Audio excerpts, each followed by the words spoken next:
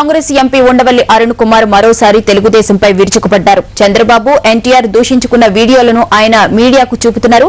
ఢిల్లీ నుంచి ఇప్పుడు ప్రత్యక్ష కార్యక్రమాన్ని చూద్దాం.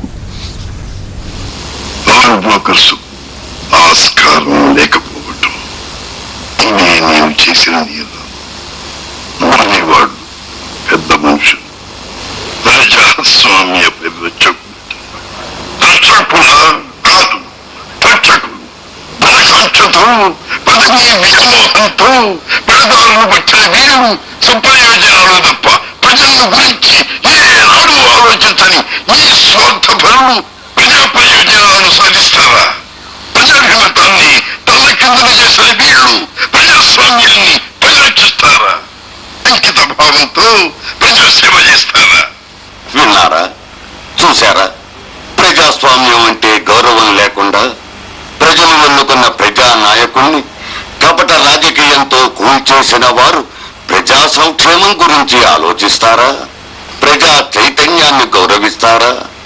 ప్రజల కోరికలను అభీష్టాలను మన్నిస్తారా? ప్రజా బాహుళ్యానికి మేలు చేసే పథకాలు అమలు చేస్తారా? ఆంధ్రావళికి అన్న ఇచ్చిన వరాలను అలాగే కొనసాగిస్తారా? నో. ఆ రోజున ఎన్టీఆర్ ఏదైతే చెప్పారో, దేన్నైతే తప్పుపట్టారో అదే ఇప్పుడు అక్షరాల నిజమైంది. చంద్రబాబు అనైతికత్వం కట్టెదుట కరాళ నృత్యం చేస్తున్నది. తెలుగుదేశ ప్రభుత్వం అభివృద్ధి ఓ బూటకమై బట్టబయలైపోయింది. ఎందుకంటే తెలుగుదేశం అధికారంలోకి వచ్చాక రైతులకు ఆత్మహత్యలే శరణ్యమయ్యాయి. పంటలు లేక, పండిన పంటలకు గిట్టుబాటు ధరలు లేక నేలమ్మను నమ్ముకున్న వారు విలువెల్లాడుతున్నారు. పరిశ్రమలకు 24 గంటల కరెంటు సప్లై, వ్యవసాయానికి కేవలం 7 గంటలే. ఆ పైన రైతుకు గుండె కోత. ఆయకట్టుకు కనీసం తాగునీరు ఇవ్వలేని దుస్థితిలోనికి ఆనకట్టల పరిస్థితిని దిగజార్చారు.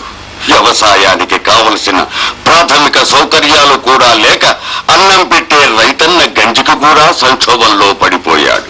చంద్రబాబు ప్రభుత్వం మద్య నిషేధాన్ని ఎత్తివేయటంలో చూపించిన చిత్తశుద్ధిని ప్రబలుతున్న నిరుద్యోగాన్ని నిర్మూలించటంలో చూపించలేదు. సాగును